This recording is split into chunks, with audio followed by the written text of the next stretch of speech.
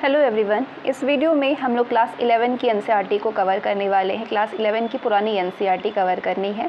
ये पुरानी एनसीईआरटी है इंडियन हिस्ट्री की, जो कि दृष्टि पब्लिकेशन की बुक से लिया गया है और इसमें प्राचीन भारत और मध्यकालीन भारत क्लास 11th में पढ़नी है। प्राचीन भारत जो है ये रामशरण शर्मा की है, जो कि टोटल इसमें 29 चैप्टर है।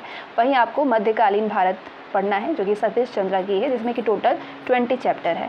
इस वीडियो में हम लोग सबसे पहले प्राचीन भारत को कवर करने वाले हैं, तो चलिए शुरू करते हैं।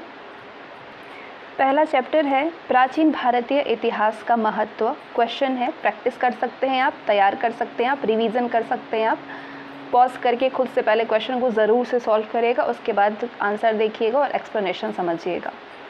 प्राचीन भारत के इतिहास के संदर्भ में निम्नलिखित कथनों में से कौन सा कथन बताइए कि असत्य है। अब जहाँ पे असत्य आता है क्वेश्चन वहीं से लेंदी हो जाता है, क्योंकि अब इसके लिए सारे ऑप्शन की जानकारी होनी चाहिए। तो सबसे पहले चारों ऑप्शन को पॉज करके पढ़िए आप।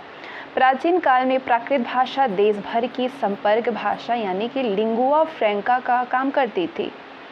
प्राचीन काल के दो महाकाव्य रामायण और महाभारत की रचना मूलतः संस्कृत भाषा में हुई थी।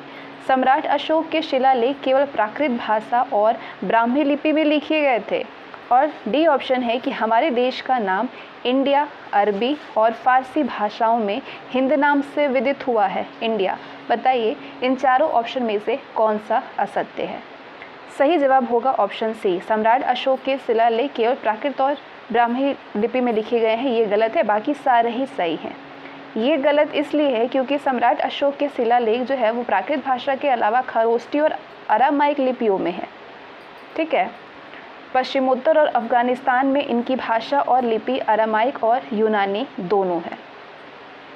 नेक्स्ट क्वेश्चन है, चक्रवर्ती राजा के संदर्भ में निम्नलिखित कथनों पर विचार कीजिए। पहला है, वैसे राजा जिसके राज्य का प्रसार हिमालय से लेकर के कन्याकुमारी तक तथा पूर्व में ब्रह्मपुत्र की घाटी से लेकर के सिंधु पार तक होता है। दूसरा है, सम्राट अशोक और समुद्रगुप्त दोनों ही चक्रवर्ती राजा थे। बताइए दोनों में से कौन कौन सा सत्य है। तो आप कहेंगे कि ये दोनों ही पूरी तरीके से सत्य है। हिमालय से कन्याकुमारी तक पूर्व में ब्रह्मपुत्र की घाटी से पश्चिम में सिंधु पार तक अपना राज्य फैलाने वाले राजाओं को क्या चक्रवर्ती राजा कहा जाता था। तो पहला सत्य है। सम्राट अशोक ने अपना साम्राज्य सुदूर दक्षिणांचल को छोड़ करके सारे देश में फैलाया और समुद्रगुप्त की विजय पताका गंगा की घाटी से तमिल देश के छोर तक पहुंची और इस प्रकार दोनों ही चक्रवर्ती राजा कहलाते थे। ठीक है, दोनों ही चक्रवर्ती राजा कहलाते थे, सम्राट अशोक और समुद्रगुप्त।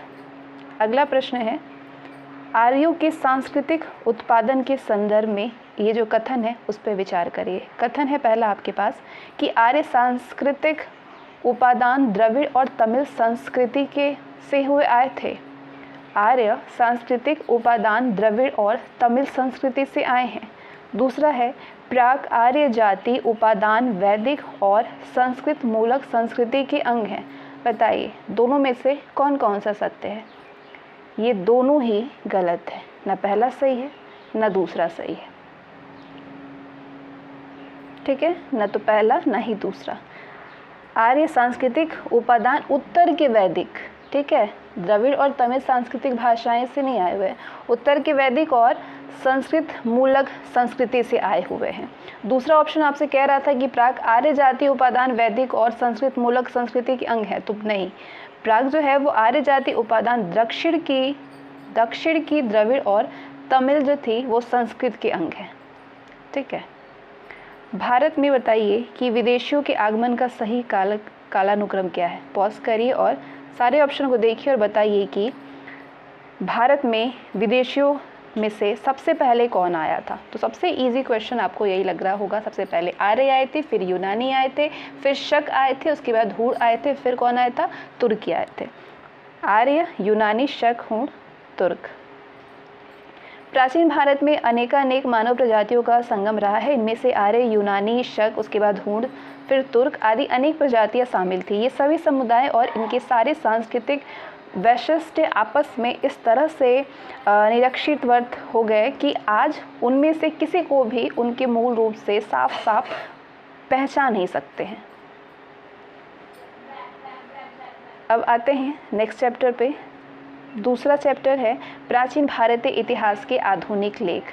सबसे खास बात है इस किताब में कि आपको प्रश्न सिर्फ उतने ही दिए गए हैं जितना कि ज़रूरी है, और इसके अलावा जितने भी एक्सप्लेनेशन है उससे रिलेटेड आपको बहुत सारे प्रश्न आपके तैयार हो जा रहे हैं।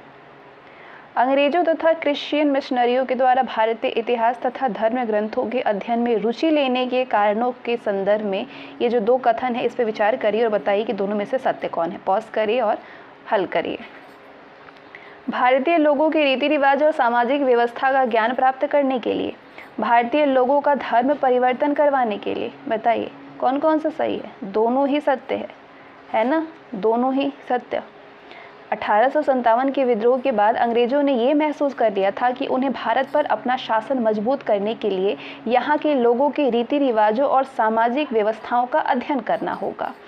क्रिश्चियन मिशनरियों ने भारतीय लोगों का धर्म परिवर्तन करने के लिए उनके धर्म की दुर्बलताओं को जानना आवश्यक समझा, ताकि वे धर्म परिवर्तन करा सके और उनके द्वारा ब्रिटिश साम्राज्य को मजबूत बना सके। नेक्स्ट क्वेश्चन है भारतीय इतिहास के अध्ययन के संदर्भ में निम्नलिखित कथनों में से बताइए कि कौन सा सत्य है। भारतीय इतिहास के अध्ययन के संदर्भ में जर्मन विद्वान एफ मैक्स मुलर ने sacred books of the east series में भारतीय धर्म ग्रंथों का अनुवाद किया है।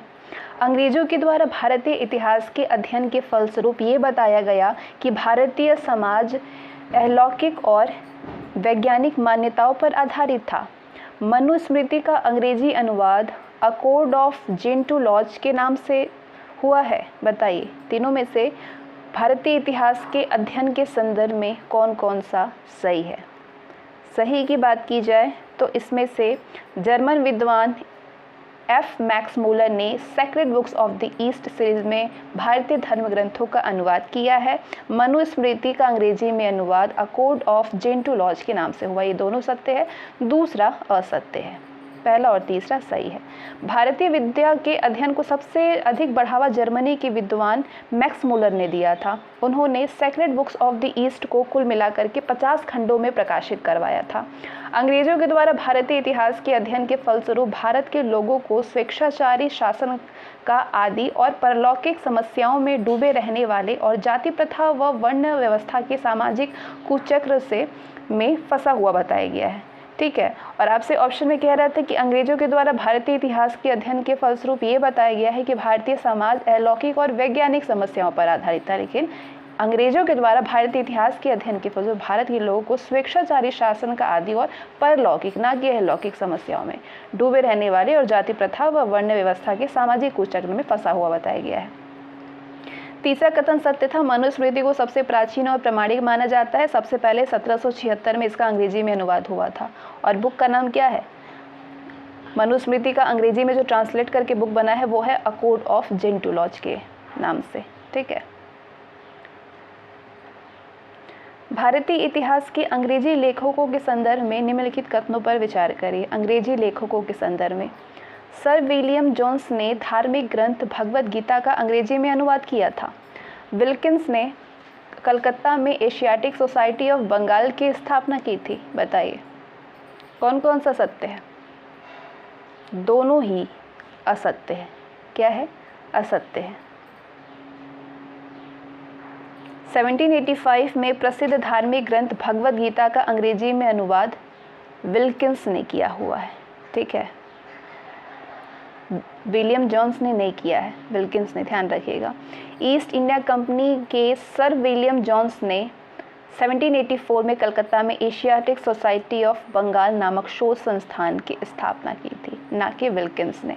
ठीक है, अब बताइए कि सर विलियम जोन्स ने इनमें से किसका अंग्रेजी में अनुवाद किया था? मनुस्मृति का, भगवद गीता का, अभिज्ञान शाकुंतलम का या फिर रामायण का? तो आप तुरंत कहेंगे कि अभिज्ञान शाकुंतलम का अंग्रेजी में अनुवाद किया था विलियम जोन्स ने। किया था ना?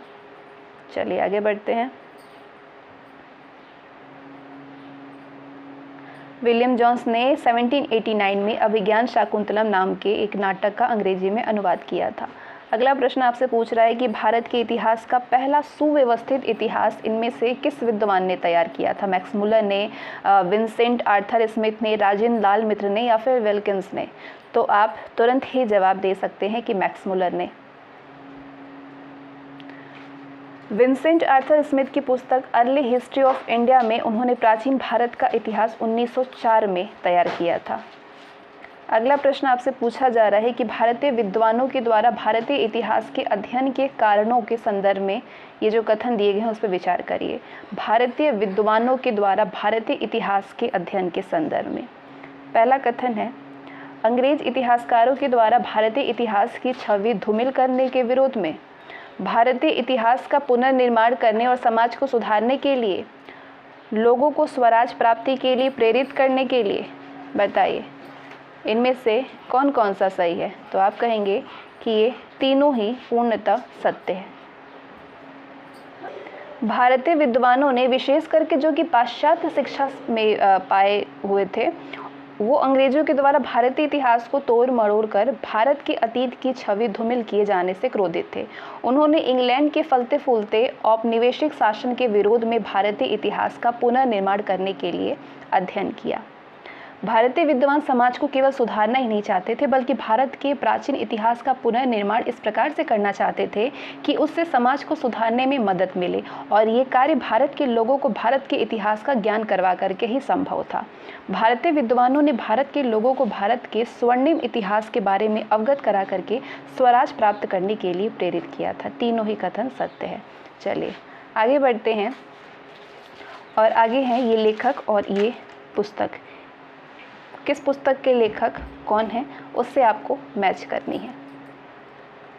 ए एल बॉशम किस पुस्तक के लेखक हैं? A L Basham wonder that was India के लेखक हैं। ए एल बॉशम, ठीक है।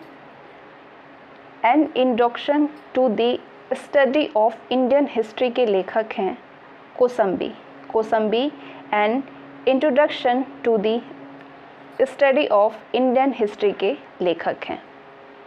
राजेंद्र लाल मित्र इंडो आयरन्स के लेखक हैं। इंडो आयरन्स के लेखक हैं राजेंद्र लाल मित्र, ठीक है। और K A Nilakanta Sastri a history of ancient India के लेखक हैं।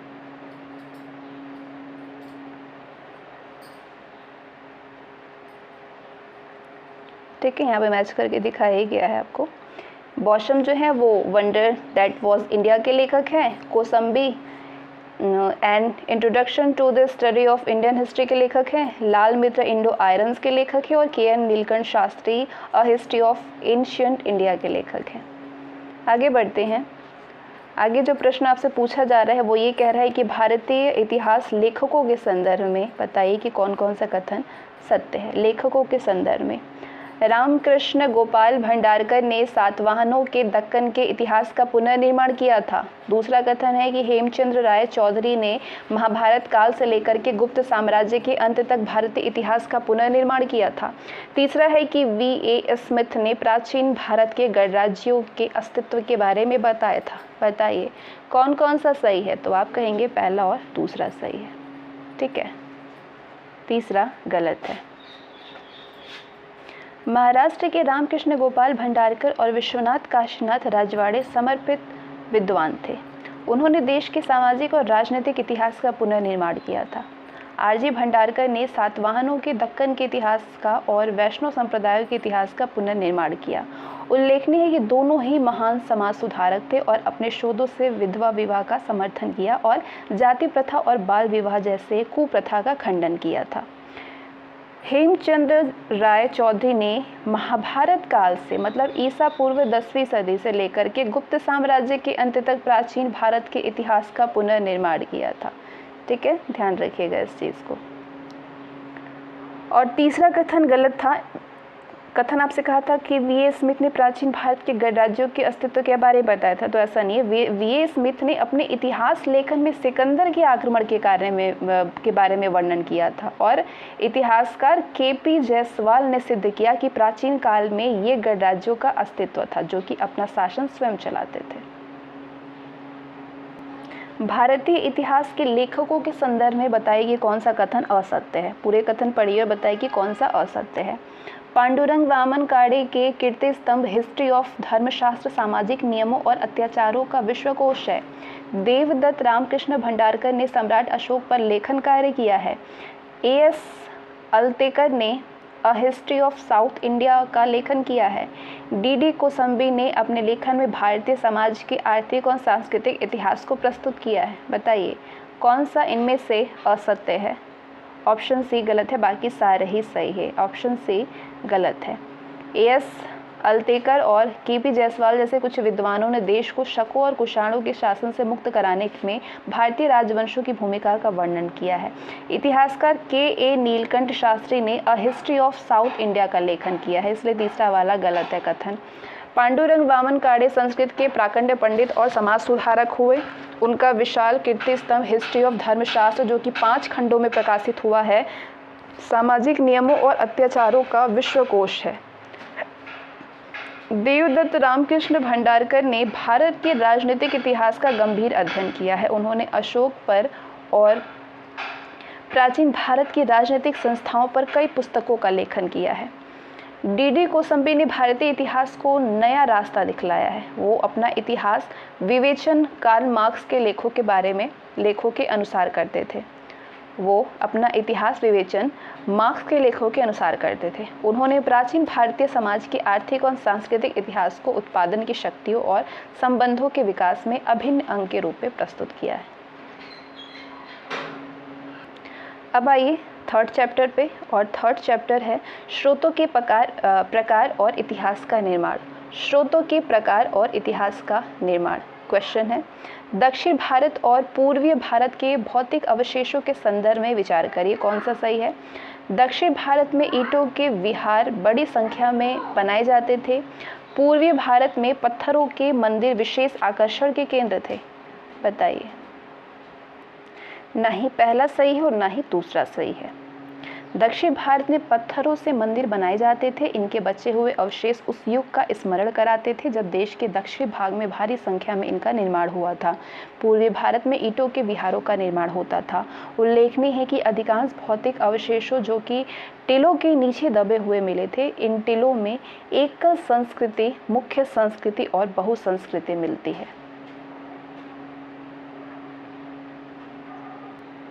अगला प्रश्न है, निम्नलिखित में से किसे महापाषाण मेगालिथ कहा जाता है? किसे कहा जाता है मेगालिथ? तो आपका आंसर होगा कि कब्र को। दक्षिण भारत के जो कुछ भाग थे, कुछ भाग के लोग मृत व्यक्ति के शव के साथ में औजार, हथियार, मिट्टी के बर्तन, ये सारी चीज़ें भी कब्र में गाड़ते थे और इसके ऊपर एक घेरे में बड़े बड़े पत्थर खड़े कर दिए जाते थे। ऐसे स्मारक को महापाषाण कहते हैं।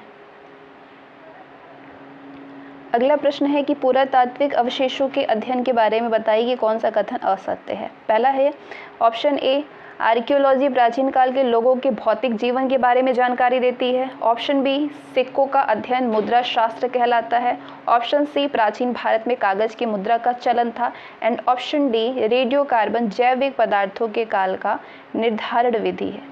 बताइए कौन सा इनमें से असत्य है। प्राचीन भारत में कागज की मुद्रा का चलन था, ये गलत है, बाकी सारे ही सही हैं। प्राचीन भारत में कागज की मुद्रा का प्रचलन नहीं था, लेकिन धातु मुद्रा, धातु के सिक्कों का चलन था।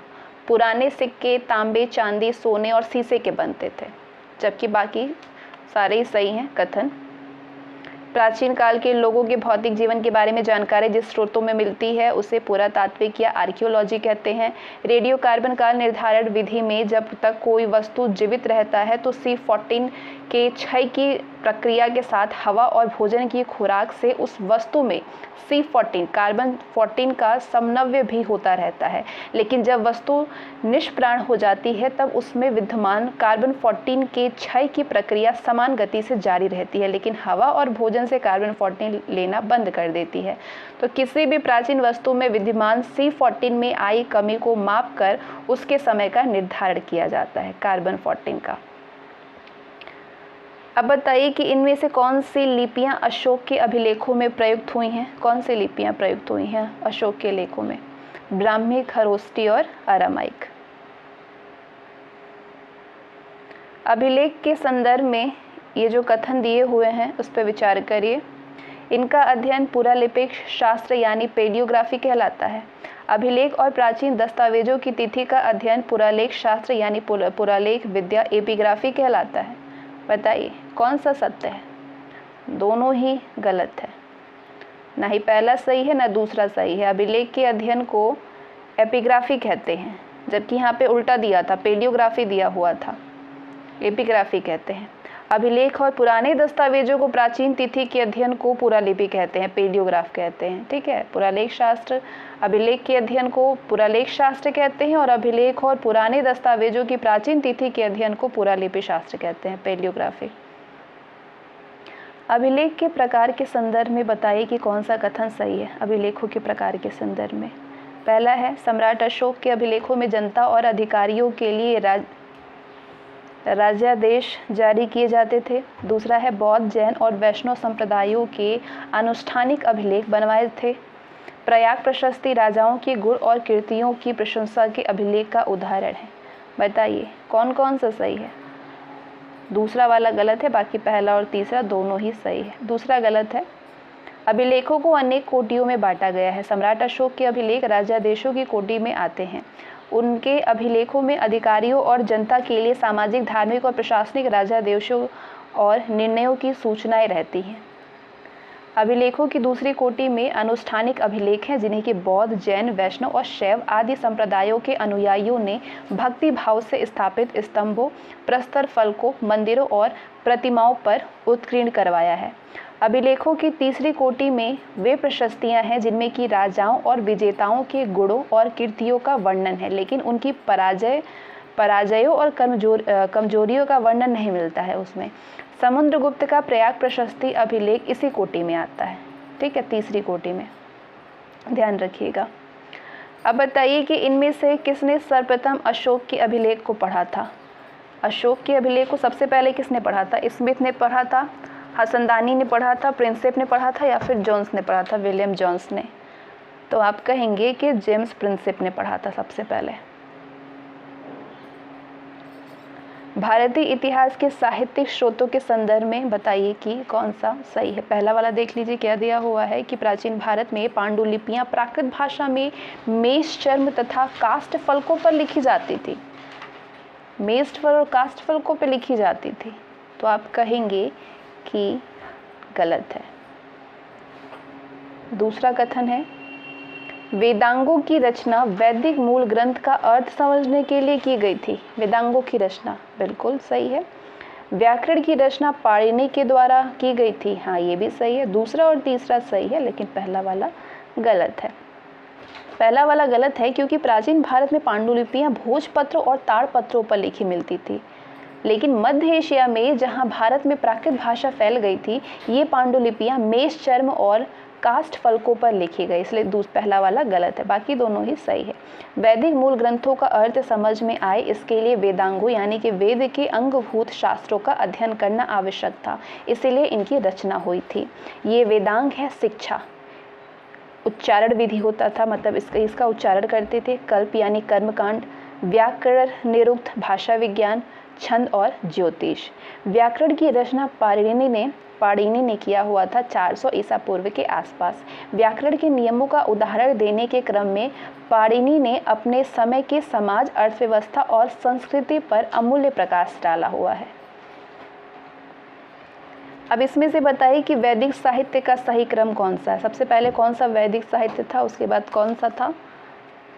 सबसे पहले वैदिक संहिताएं थी, उसके बाद ब्राह्मण आए, फिर अरण्य, फिर उपनिषद। वैदिक संहिताएं, ब्राह्मण, अरण्य, उपनिषद, ये है वैदिक साहित्य का सही क्रम। भारतीय इतिहास के साहित्यिक स्रोत सूत्र के संदर्भ में बताइए कि कौन सा कथन सही है। सूत्र में साहित्य गद्य में नियम पूर्वक संक्षिप्त रूप में लिखे जाते थे। शुल्ब सूत्र में यज्ञ देवी के निर्माण के मापों का वर्णन किया गया है। बताइए कौन सा सही है? दोनों ही सही है, पूर्णतः सत्य है दोनों। सूत्र में साहित्य गद में नियम पूर्वक लिखे जाते थे। साहित्य संक्षिप्त होने के कारण ये नियम सूत्र कहलाते हैं। शुल्ब सूत्र में यज्ञ देवी के निर्माण के लिए विविध प्रकार के मापों का विधान है। ज्यामिति और गणित का अध्ययन यहीं से आरंभ हुआ है, शुल्ब सूत्र से। तो उल्लेखनीय है कि ऐसे सूत्र जिनमें कि विधि और नियमों का प्रतिपादन किया जाता है वो कल्प सूत्र कहलाते हैं। कल्प सूत्रों के 3 भाग होते हैं, शोध सूत्र, ग्रह सूत्र और धर्म सूत्र।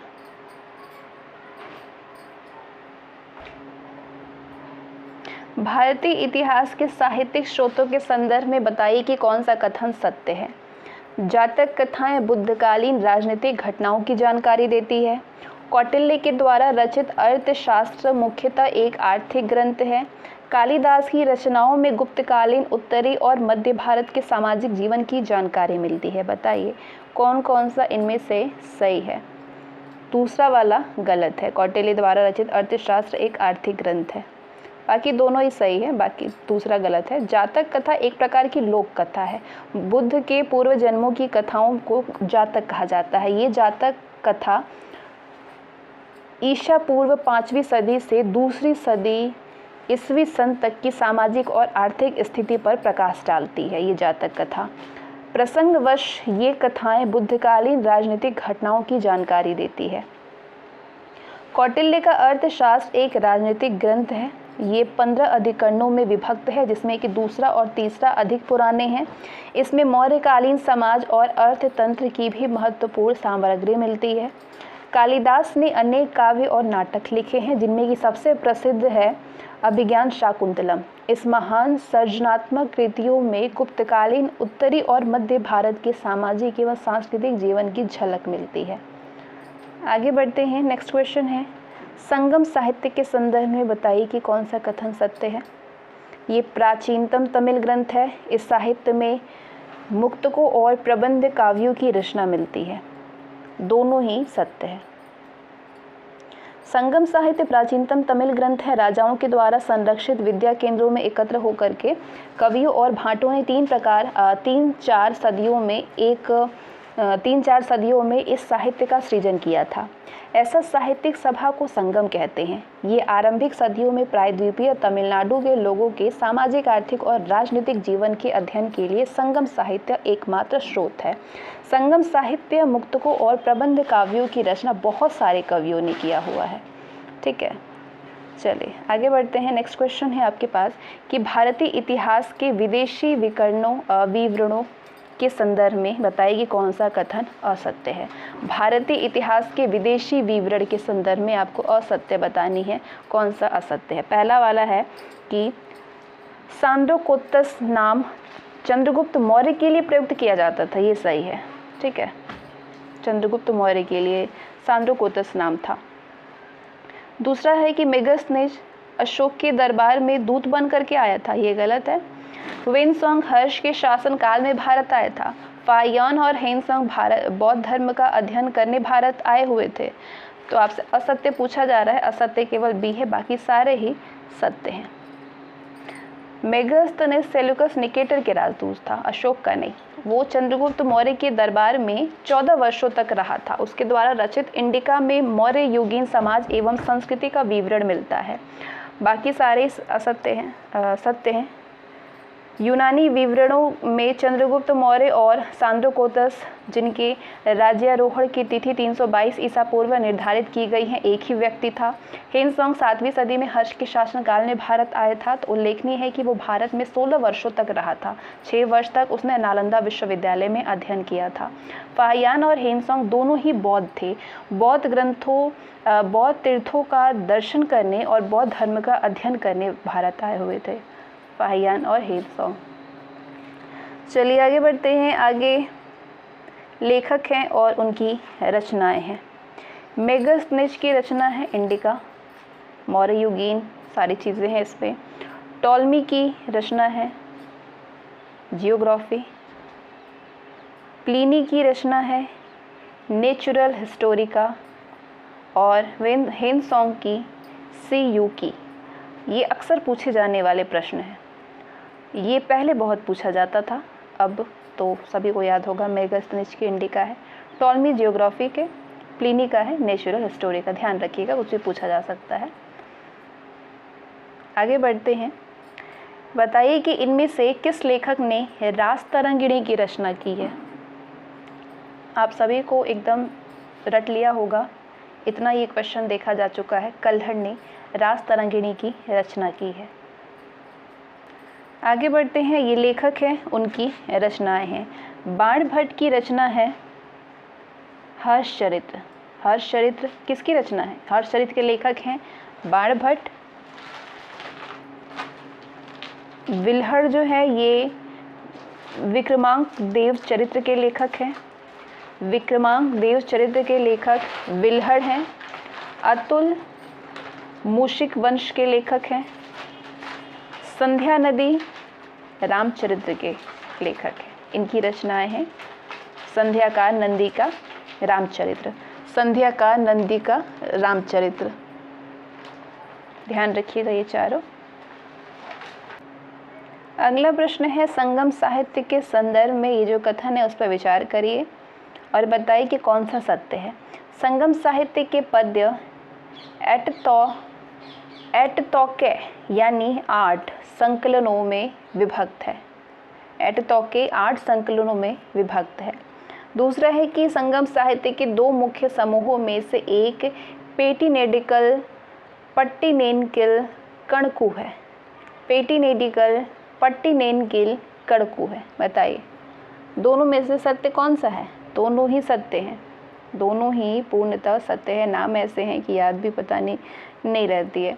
संगम साहित्य के पद 30,000 पंक्तियों में मिलते हैं, जो कि एटतौ के संकलनों में विभक्त है। उल्लेखनीय है कि पद 100 के समूहों में संग्रहित है, जैसे कि पुरानुरू। संगम साहित्य के 2 मुख्य समूह हैं, पेटिनेडिकल पट्टिनेनकिल कणकु, यानी कि 18 निम्न संग्रह, और ये जो है 18 निम्न संग्रह हैं, और पत्तपाटू 10 गीत पहला समूह दूसरे से पुराना माना जाता है, इसलिए इसे लौकिक साहित्य के लिए महत्वपूर्ण समझा जाता है। लौकिक साहित्य के लिए आगे बढ़ते हैं। फिरोज शाह तुगलक के द्वारा अशोक के निम्नलिखित स्तंभों में से किसको उसके मूल स्थान से हटा करके दिल्ली मंगवाया गया था? किसको मंगवाया गया था दिल्ली? मेरठ स्तंभ अभिलेख को मंगवाया गया था और टोपरा स्तंभ अभिलेख को मंगवाया गया था दिल्ली। 14वीं सदी में फिरोज शाह तुगलक ने अशोक के 2 स्तंभों, एक मेरठ से और दूसरा हरियाणा के टोपरा नामक स्थान से दिल्ली मंगवाया था। अब आगे आपके सामने आता है चौथा चैप्टर, जो कि भौगोलिक ढांचा से संबंधित प्रश्न आपको मिलेंगे। मानसूनी पवनों के संदर्भ में निम्नलिखित कथनों पर विचार करिए। प्राचीन भारत के लोगों को मानसून पवनों की दिशा के बारे में जानकारी थी। भारत के लोगों को मानसून पवनों के ज्ञान के कारण पश्चिम एशिया और भूमध्य सागरीय क्षेत्र के साथ व्यापार करने में सुविधा हुई। बताइए कौन सा सत्य है? दोनों ही सत्य है पूर्णतः। भारत के लोगों को ईसा की पहली सदी के आसपास मानसून पवनों की दिशा मालूम हो गई थी। भारत के लोगों को मानसून के ज्ञान से पश्चिम एशिया, भूमध्य सागरीय क्षेत्र और दक्षिण पूर्व एशिया से व्यापार और सांस्कृतिक संपर्क स्थापित करने में सहायता मिलती थी। प्राचीन भारत में नदियों के बीच स्थित राज्यों के संदर्भ में निम्नलिखित कथनों पर विचार करिए। नदियों के बीच स्थित राज्यों के संदर्भ में, उत्तर में भीमा नदी तथा दक्षिण में तुंगभद्रा नदी के बीच का राज्य कर्नाटक के रूप में पहचाना जाता है। बादामी के चालुक्य और राष्ट्रकूटों का शासन तुंगभद्रा नदी के उत्तर में पड़ता था। प्राचीन कलिंग देश की सीमा उत्तर में महानदी और दक्षिण में गोदावरी नदी तक थी। बताइए कौन सा सत्य है? तो आप कहेंगे कि इसमें से ये तीनों ही पूर्णतः सत्य है। कर्नाटक राज्य की सीमा उत्तर में भीमा नदी और दक्षिण में तुंगभद्रा नदी बनाती है। बादामी के चालुक्यों और राष्ट्रकूटों की सीमा तुंगभद्रा के उत्तर में पड़ती है और इन राज्यों को तुंगभद्रा के दक्षिण में राज्य प्रसार करने में कठिनाई का सामना करना पड़ा। तो दूसरी ओर पल्लवों के और चोलों को भी इस नदी तुंगभद्रा के उत्तर में राज्य प्रसार में कठिनाई हुई थी। ठीक है, चलिए आगे बढ़ते हैं। भारतीय महाद्वीप के पूर्वीय भाग में प्राचीन कलिंग राज्य की उत्तरी सीमा महानदी तक और दक्षिणी सीमा गोदावरी नदी थी। अब बताइए कि प्राचीन काल में व्यापार और संचार मार्गों के संदर्भ में ये जो कथन है उस पर विचार करिए। ठीक है, कथन है आपके पास, कि इस काल में व्यापार और संचार सड़क मार्ग के द्वारा होता था। व्यापार और संचार सड़क मार्ग के द्वारा होता था। दूसरा है कि इस काल में व्यापार और संचार मुख्य रूप से नदी मार्ग के द्वारा होता था। बताइए इनमें से कौन सा सत्य है? केवल दूसरा सही है, पहला वाला गलत है। पहला वाला गलत है। क्यों गलत है? प्राचीन काल में व्यापार और संचार सड़क मार्ग से नहीं होता था, क्योंकि उस काल में सड़कें बनना कठिन था, सड़कें बनाना कठिन था। प्राचीन काल में नदियाँ, वाणिज्य और संचार की धमनियाँ थी, इसीलिए इस काल में मनुष्य और वस्तुओं का आवागमन नावों से होता था। तो इसीलिए नदी मार्गों का सैनिक और वाणिज्य संचार में मुख्य रूप से प्रयोग किया जाता था। उल्लेखनीय है कि अशोक के द्वारा स्थापित प्रस्तर स्तंभ नावों द्वारा ही देश के दूर दूर स्थानों पर पहुंचाए गए। संचार साधन के रूप में नदियों की ये भूमिका ईस्ट इंडिया कंपनी के दिनों तक कायम रही थी। आगे बढ़ते हैं। प्राचीन भारत में विभिन्न संस्कृतियों के उद्भव के स्थान के संदर्भ में ये जो कथन है उस पर विचार करिए। पहला है, हड़प्पा संस्कृति का उद्भव सिंधु नदी की घाटी में हुआ। वैदिक संस्कृति का विकास मध्य गंगा नदी घाटी में हुआ था। वैदिकोत्तर संस्कृति का उद्भव पश्चिमोत्तर प्रदेश और पंजाब में हुआ था। बताइए इनमें से कौन कौन सा सत्य है? केवल पहला सही है, बाकी सारे ही गलत हैं। पहला सत्य है। दूसरा सत्य है, क्योंकि वैदिक संस्कृति का उद्भव पश्चिमोत्तर प्रदेश और पंजाब में हुआ था, जबकि विकास पश्चिमी गंगा घाटी में हुआ था। तीसरा गलत इसलिए है क्योंकि उत्तर वैदिक संस्कृति, जो कि मुख्यतः लोहे के प्रयोग पर आश्रित थी, वो मध्य गंगा घाटी में फली फूली थी। आगे बढ़ते हैं। बताइए कि प्राचीन भारत में इनमें से कौन सा बंदरगाह कोरोमंडल तट पर अवस्थित था? कोरोमंडल तट पर अरिकामेडु अवस्थित था।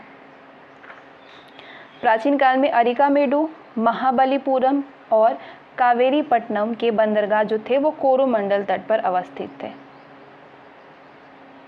भारत के प्राचीनतम पंचमार्क्ड यानी आहत सिक्के मुख्यतः किस धातु के बने होते थे? पंचमार्क्ड यानी आहत सिक्के बने होते थे चांदी के। भारत के प्राचीनतम पंचमार्क्ड सिक्के चांदी के बने होते हैं। उल्लेखनीय है कि ठप्पा मार करके बनाए जाने के कारण भारतीय भाषाओं में इन्हें आहत मुद्रा कहते हैं। इन सिक्कों पर पेड़, मछली, सांड, हाथी, अर्धचंद्र आदि आकृतियां बनी होती थी। चलिए आगे बढ़ते हैं और ये है धातु और प्राप्ति स्थान। कौन सी धातु किस स्थान से प्राप्त हुई है? बताइए। सोना प्राप्त हुआ है कर्नाटक से। कहाँ गया कर्नाटक? ये है कर्नाटक। सीसा प्राप्त हुआ है आंध्र प्रदेश से। किधर है आंध्र प्रदेश? इधर है आंध्र प्रदेश। तांबा प्राप्त हुआ है आपके राजस्थान से और टीन प्राप्त है अफगानिस्तान से। ये ऑलरेडी मैच्ड है। आगे बढ़ते हैं। 5वां चैप्टर है प्रस्तर युग, आदिम मानव। क्वेश्चन है, आरंभिक पुरापाषाण युग के संदर्भ में ये जो कथन है उस पर विचार करिए। आरंभिक पुरापाषाण युग के संदर्भ में पुरापाषाण युग का आदिम मानव खाद्य संग्रह पर जीवन निर्वाह करता था। आदिम मानव खाद्य पे, सही बात है। इस युग के औजारों में विदारणी और खंडक शामिल थे, सही है। इस युग के निवास स्थल के अवशेष सोहन नदी घाटी में पाए जाते हैं, बिल्कुल सही। तीनों ही सत्य है। आरंभिक पुरापाषाण युग का मानव पत्थर के अनगढ़ और अपरिष्कृत औजारों का इस्तेमाल करके शिकार और खाद्य संग्रह पर जीवित रहता था। इस युग के औजारों पर कुल्हाड़ी यानी हैंडेक्स, विदारणी यानी क्लीवर और खंडक यानी चॉपर का उपयोग होता था। इस युग के स्थल पाकिस्तान में स्थित पंजाब की सोवन अथवा सोहन नदी की घाटी पर पाए जाते हैं। इसके अलावा कई अन्य स्थल कश्मीर और थार मरुभूमि में मिले हुए हैं। उल्लेखनीय है कि राजस्थान का दिदवाना क्षेत्र, बेलन और नर्मदा की घाटियों में और मध्य प्रदेश के भीमबेटका में इनके निवास स्थल के अवशेष मिले हैं। आगे बढ़ते हैं। बताइए कि पुरापाषाण युग के संदर्भ में ये कौन सा कथन इसमें से सही है? विचार करिए। ऊपरी पुरापाषाण में आधुनिक मानव अथवा यानी कि होमो सैपियंस का उदय हुआ था। ऊपरी पुरापाषाण में तो आप कहेंगे कि हाँ हुआ था कि नहीं हुआ था? दूसरा है कि मध्य पुरापाषाण युग में मुख्य उद्योग पत्थर की पपड़ी की बनी वस्तु का था। ये भी सही, दोनों सत्य हैं। ऊपरी पुरापाषाण युग में आर्द्रता कम हो गई थी। इस युग में आधुनिक प्रारूप के मानवों का उदय हुआ था, होमोसेपियंस का। उल्लेखनीय है कि इस युग में नए चकमक उद्योग की स्थापना हुई थी और भारत में फलकों और तक्षणियों, ब्लेड्स और ब्यूरिन्स का इस्तेमाल होने लगा था। मध्य पुरापाषाण युग में मुख्य उद्योग पत्थर की पपड़ी से बनी वस्तुओं का था। इनके मुख्य औजार फलक, वेदनी, छेदनी और खुरचनी थे, जो कि पपड़ियों से बने होते थे। अब बताइए कि मध्य पाषाण काल के संदर्भ में कौन सा कथन असत्य है। इस युग के लोग पशुपालन करने लगे थे। इस युग में सूक्ष्म पाषाण यानी माइक्रोलिथ्स औजारों का प्रयोग होता था। मध्य पाषाण के अवशेष केवल दक्षिण भारत में गोदावरी नदी के दक्षिण तट तक फैले हुए थे। पशुपालन के प्राचीनतम साक्ष्य आदमगढ़ से मिले हैं। बताइए कौन सा इसमें से असत्य है। ये असत्य है। मध्य पाषाण के अवशेष केवल दक्षिण भारत में गोदावरी नदी के दक्षिण तक फैले, बाकी सारे ही सत्य हैं। मध्य पाषाण स्थल राजस्थान, दक्षिण उत्तर प्रदेश, मध्य और पूर्वी भारत में पाए जाते हैं और दक्षिण में इसका फैलाव कृष्णा नदी के दक्षिण तक है। तो सी वाला गलत है। सी वाला आपसे कह रहा था कि मध्य पाषाण के अवशेष केवल दक्षिण भारत में गोदावरी तक है, तो ये गलत है। ठीक है, जबकि अन्य तीनों सही हैं। इस युग में सूक्ष्म पाषाण औजारों का प्रयोग होता था। मध्य पाषाण युग के लोग शिकार करके, मछली पकड़ के खाद्य वस्तुओं का संग्रह करते थे। वो लोग आगे चल करके पशुपालन भी करने लगे थे। राजस्थान के बागौर तथा मध्य प्रदेश के आदमगढ़ में पशुपालन के प्राचीन साक्ष्य मिले हैं। आगे बढ़िए। पुरापाषाण और मध्य पाषाण युग के कलाकृतियों के संदर्भ में बताइए कि कौन सा कथन सत्य है। पहला है, इस काल में अनाज पर जीने वाले परचिन पक्षी के चित्र बनाए जाते थे। भीमबेटका की गुफा में इस काल के चित्र पाए गए हैं। बताइए कौन सा सत्य है। भीमबेटका की गुफा में इस काल के चित्र पाए गए हैं, पुरापाषाण और मध्यकाल के। पहला वाला गलत है, दूसरा वाला सही है। इस काल में अनाज पर जीने वाले परचिन पक्षियों के चित्र नहीं पाए जाते थे, बल्कि उन पशु और पक्षियों के चित्र पाए जाते थे जिनका के शिकार करके वो अपना जीवन निर्वाह करते थे। इस युग के लोग चित्र बनाते थे। मध्य प्रदेश की भीमबेटका गुफा इसका अद्भुत उदाहरण है। ये दक्षिण में विंध्य पर्वत पर अवस्थित है। इसके 10 वर्ग किलोमीटर क्षेत्र में 500 से भी ज़्यादा चित्र बनाए गए हैं। आगे बात करते हैं। बताइए इनमें से किस काल में सर्वप्रथम कृषि उत्पादन शुरू हुआ था। कृषि उत्पादन शुरू हुआ था आपके नवपाषाण काल में। किस काल में? नवपाषाण काल में। नवपाषाण काल खाद्य उत्पादक काल था। सर्वप्रथम मनुष्य ने इसी काल में कृषि करना शुरू किया था। पाकिस्तान के बलूचिस्तान प्रांत में मेहरगढ़ से चावल, गेहूं और जौ के अवशेष मिले हैं। यहाँ के निवासी कृषि करने में उन्नत थे। नवपाषाण काल के संदर्भ में बताइए कि कौन सा कथन सत्य है इनमें से। इस काल के लोग पॉलिशदार पत्थरों के औजारों का प्रयोग करते थे। बताइए करते थे क्या इस काल के लोग पॉलिशदार? तो आप कहेंगे हाँ। कश्मीर के बुर्जा होम में इस काल के लोग गर्तावास यानी गड्ढा घर में रहते थे। बिल्कुल सही है। इस काल में ही मिट्टी के बर्तन बनाने के लिए चौक का उपयोग हुआ था शुरू। बिल्कुल सही, सारे ही सही। पहला, दूसरा, तीसरा सारे सही हैं। आगे बढ़ते हैं। नवपाषाण काल के संदर्भ में बताइए कि इनमें से कौन सा असत्य है। असत्य है, पूरा पढ़िए। हड्डी के बने, ये थोड़ा सा ब्लर हो गया है, उसके लिए माफ़ी चाहते हैं। हड्डी के बने हथियारों का प्रयोग करते थे। लोग भवन निर्माण कला जानते थे। पिकलीहल में नवपाषाण युगीन पशुपालन के अवशेष मिले हैं। पिकलीहल में गुफ्र काल से प्राप्त कब्रों में माली के साथ में पालतू कुत्ते के दफनाने का भी अवशेष मिला हुआ है। बताइए इनमें से कौन सा असत्य है। चौथा वाला असत्य है, बाकी सारे ही सही हैं। कश्मीर स्थित बुर्जा होम से प्राप्त कब्रों में पालतू कुत्तों के माली के साथ में दफनाने के अवशेष मिले हैं। कहाँ से? कश्मीर स्थित बुर्जा होम से।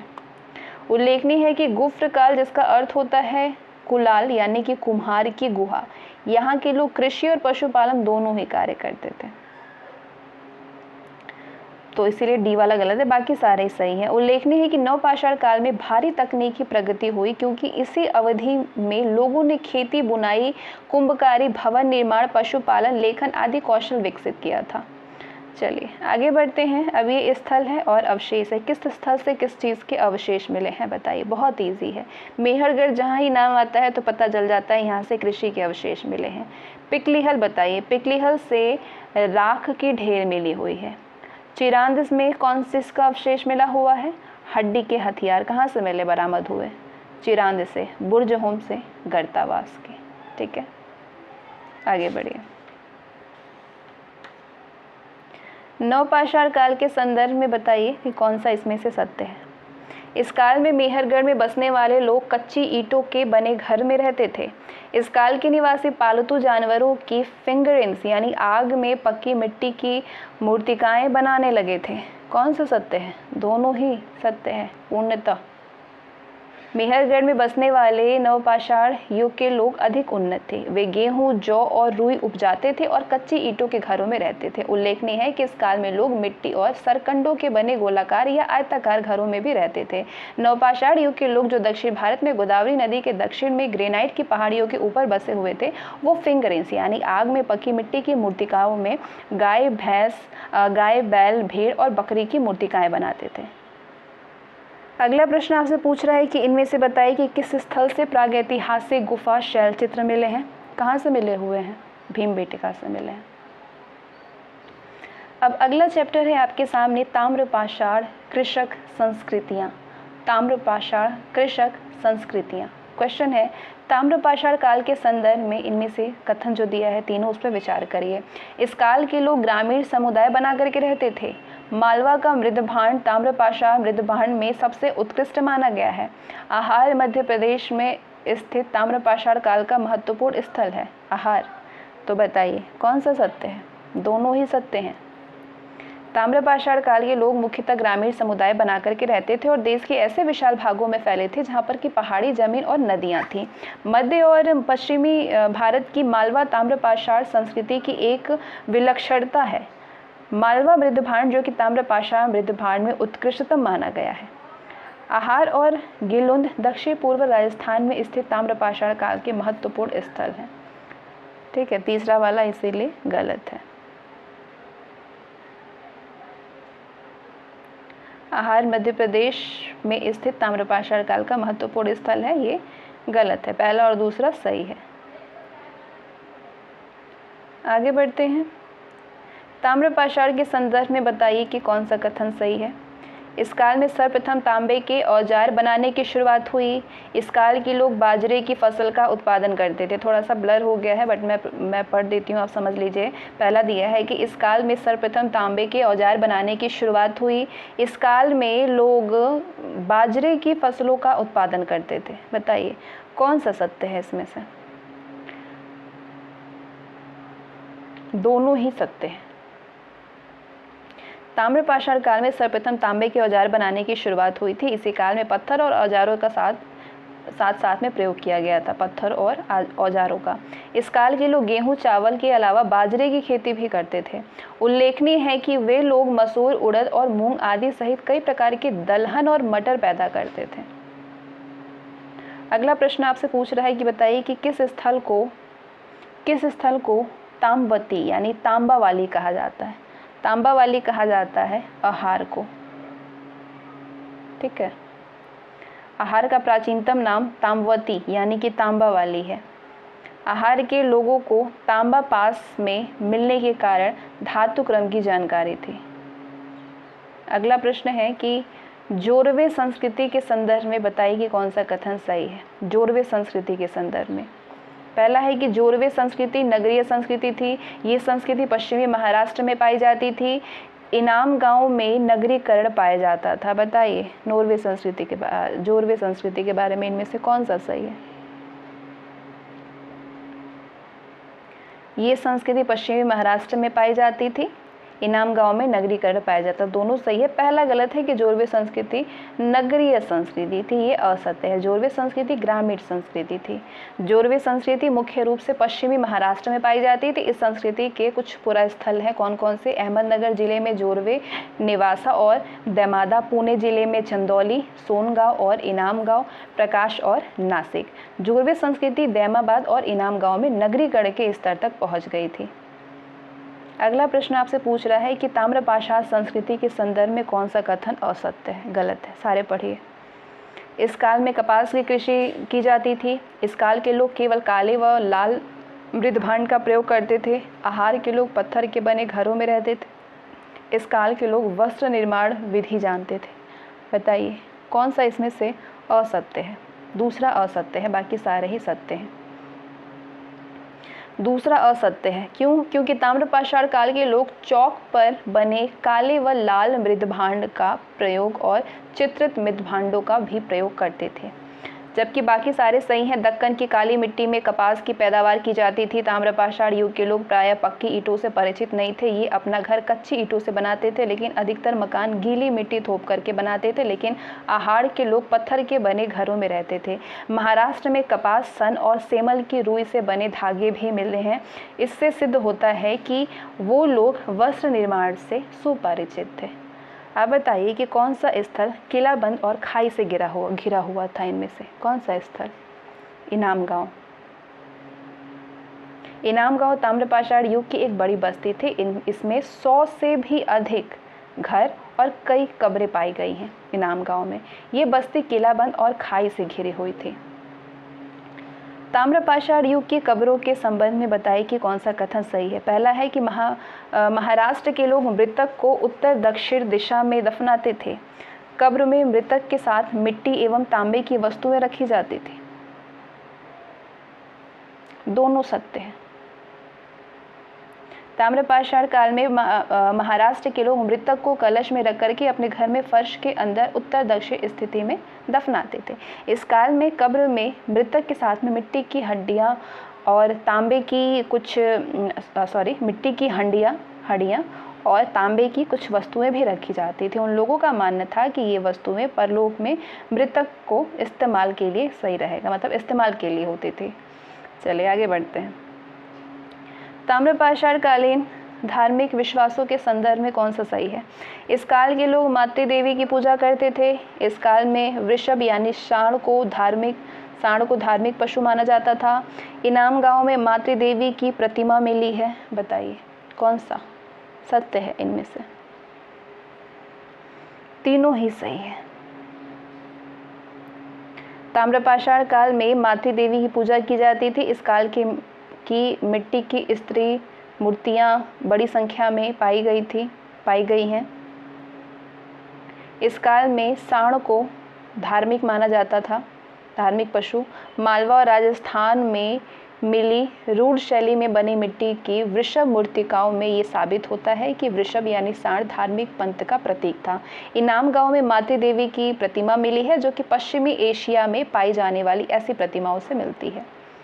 आगे बढ़ते हैं।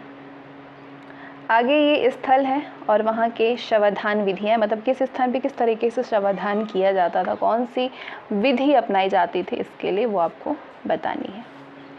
पूर्वीय भारत में आंशिक शवाधान होता था, आंशिक शवाधान विधि। पश्चिमी भारत में संपूर्ण शवाधान। दक्षिणी भारत में पूरब पश्चिम की दिशा में, और महाराष्ट्र में उत्तर दक्षिण दिशा में। ताम्रपाषाण संस्कृति के संदर्भ में विचार करिए और बताइए कि कौन सी संस्कृति सही है। इस काल में सामाजिक असमानता पाई जाती थी। इस काल में सरदार का घर पूर्वीय टीले पर बना होता था। सरदार का घर नहीं, सिर्फ पहला सही है, दूसरा वाला गलत है, सिर्फ पहला सत्य है। ताम्रपाषाण में बस्ती के ढांचे और शव संस्कार विधि दोनों से पता चलता है कि ताम्रपाषाण समाज में असमानता आरंभ हो चुकी थी। उल्लेखनीय है कि पश्चिमी महाराष्ट्र की चंदौली और नेवास बस्तियों में पाया जाता है कि कुछ बच्चों के गलों में तांबे के मनकों का हार पहना करके दफनाया गया है, जबकि अन्य बच्चों की कब्रों में सामान के तौर पर कुछ बर्तन मात्र हैं। इस काल में सरदार और उसके नातेदार आयताकार मकानों में बस्ती के केंद्र स्थल में रहते थे, इसलिए दूसरा वाला गलत है। तो उल्लेखनीय है कि इनाम गांव में शिल्पी या पंसारी लोग पश्चिमी छोर पर रहते थे। इनाम गांव में जो शिल्पी होते थे और पंसारी लोग होते थे वो पश्चिमी छोर पर रहते थे। आयताकार मकानों में सरदार वर्ग और गोल झोपड़ियों में सामान्य वर्ग के लोग रहते थे। आयताकार मकानों में सरदार रहते थे और गोल झोपड़ियों में सामान्य वर्ग के लोग रहते थे। ठीक है, आगे बढ़ते हैं और बताइए कि इनमें से किस संस्कृति को हड़प्पा संस्कृति से अलग माना जाता है। किस संस्कृति को माना जाता है? मालवा संस्कृति को हड़प्पा संस्कृति से अलग माना जाता है, जोरवे संस्कृति को अलग माना जाता है। कैथा और गणेश्वर वही है, बाकी मालवा और जोरवे को पृथक माना जाता है। मालवा संस्कृति नौदा टोली, एरड़ और नगदा में पाई जाती थी। ये संस्कृति हड़प्पा संस्कृति से पृथक मानी जाती है। जोरवे संस्कृति जो कि अंशतः विदर्भ और कोंकण को छोड़कर के सारे महाराष्ट्र में फैली हुई थी। ये देश के दक्षिणी और पूर्वीय भागों में ताम्रपाषाण बस्तियां हड़प्पा संस्कृति से स्वतंत्र रही थी। कैथा संस्कृति जो कि हड़प्पा संस्कृति की कनिष्ठ समकालीन है, इसके मृदभांड में कुछ प्राक्य हड़प्पीय लक्षण है और साथ ही इस पर हड़प्पाई प्रभाव भी दिखाई देता है। गणेश्वर संस्कृति को उसके सूक्ष्म पाषाण वस्तुओं और अन्य पाषाण उपकरणों को देखते हुए प्राक हड़प्पाई ताम्रपाषाण संस्कृति कहा जा सकता है। आगे बढ़ते हैं और बताइए कि ताम्रपाषाण काल के संदर्भ में इनमें से कौन सा कथन असत्य है। इस काल की कैथा और एरड़ की बस्तियां किलाबंद थी।